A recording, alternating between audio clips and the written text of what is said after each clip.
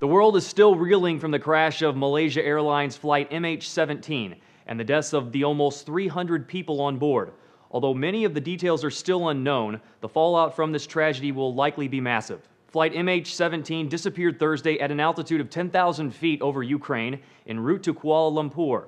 The plane's wreckage was later discovered near the contested city of Donetsk. All 280 passengers and 15 crew members are believed to be dead. Both the U.S. and Ukraine claim the airliner was shot down by a ground-to-air missile. Ukrainian President Petro Poroshenko labeled the incident a terrorist act and promised a full investigation. That investigation could potentially sway the 3-month-long armed conflict between the Ukrainian government and the pro-Russian separatists. If either side is found responsible, it will face international condemnation. Unsurprisingly, both sides have denied responsibility and accused their opponents of shooting down the plane. So far, there's little hard evidence to back up any of these accusations. The tragedy could also further sour relations between the West and Russia, which have already been severely weakened.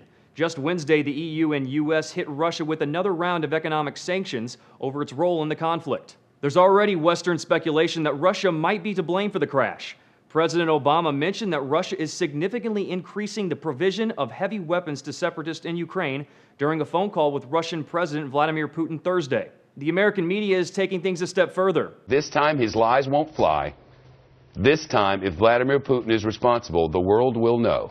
This is really the consequence of a criminally minded regime in the Kremlin that is indiscriminately providing totally irresponsible proxies with highly sophisticated munitions. But Putin is pushing back against those accusations. In a Kremlin statement, the Russian president said this tragedy would not have occurred if there were peace in that country.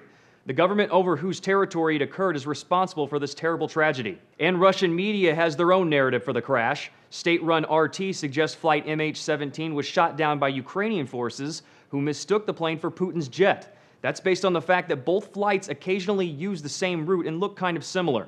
Multiple international investigations into the crash are underway. Ukraine's rebel forces say they've found the black box of the lost plane and are currently discussing a possible 3-day ceasefire so investigators can get to the wreckage. For Newsy, I'm Jay Struberg.